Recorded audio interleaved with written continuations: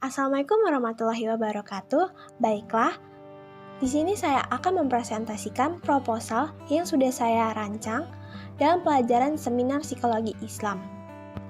Pertama-tama, perkenalkan, namaku Maihita Patricia Alfarid, NPM 208110042, mahasiswa Fakultas Psikologi Universitas Islam Riau, dari kelas seminar psikologi Islam D. Judul yang saya gunakan dalam proposal ini yaitu Istiqomah Mahasiswa dengan Melaksanakan Ibadah Sholat Fardu. Selanjutnya, penjelasan latar belakang permasalahan proposal.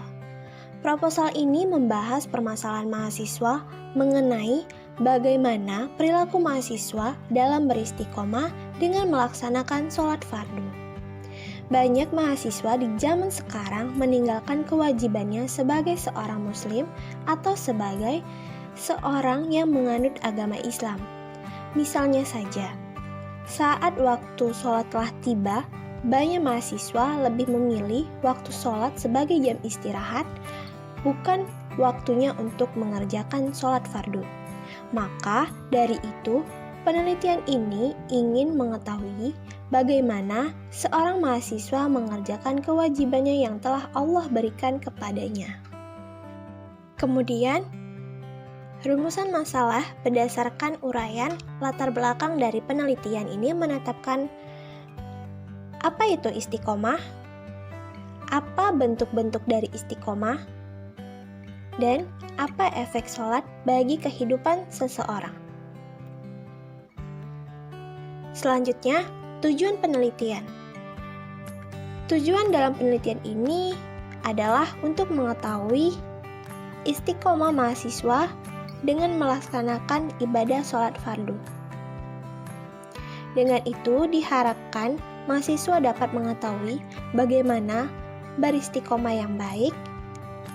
Kemudian, peneliti pun dapat menggunakan hasil dari penelitian ini untuk membantu salah satu mahasiswa dalam permasalahan istiqomahnya. Teori yang digunakan adalah teori istiqomah dari Bapak B.S. Wibowo. Menurutnya, istiqomah itu merupakan sebuah akronim yang penuh makna.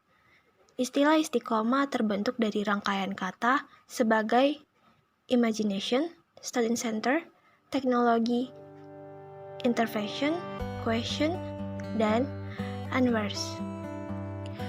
Organization, motivation, application, dan heart. Istiqomah dijadikan sebagai pedoman untuk melatih, mengajar, mendidik, dan menyiapkan orang.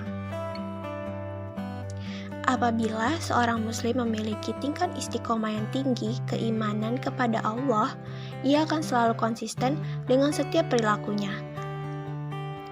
Misalnya, seorang muslim yang konsisten dengan komitmennya selalu berpikir positif.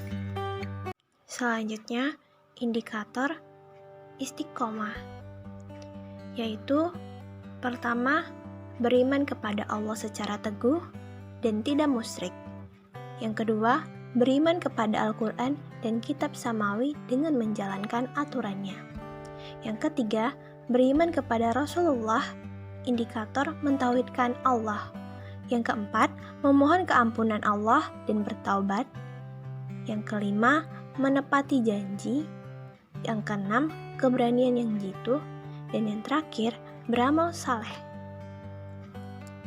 Kemudian terdapat aspek-aspek istiqomah.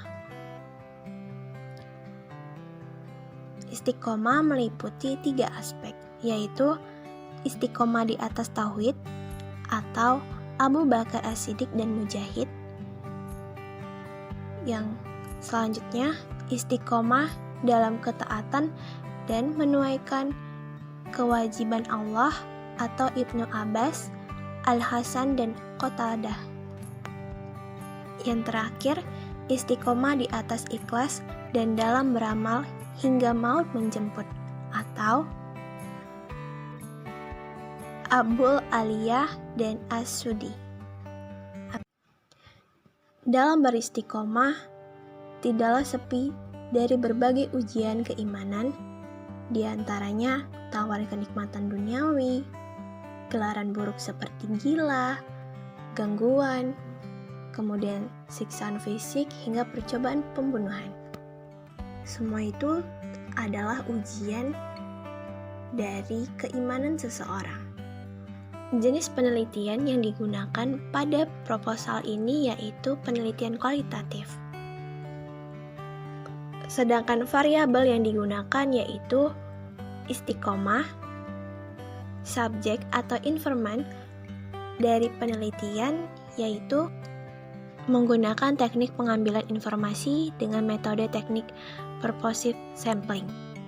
Tujuan dari metode ini yaitu untuk mencari tahu informasi dari suatu kasus penelitian dengan cara menentukan informan dengan memilih informan dengan sesuai kriteria dan kebutuhan penulis dan penelitian. Lokasi dari penelitian ini yaitu salah satu universitas yang ada di Riau. Teknik pengumpulan data yang digunakan yaitu wawancara dan observasi yang bertujuan untuk mencari, mencatat, dan mengumpulkan semua secara objektif yang sesuai dengan hasil observasi dan wawancara di lapangan. Teknik analisis datanya menggunakan reduksi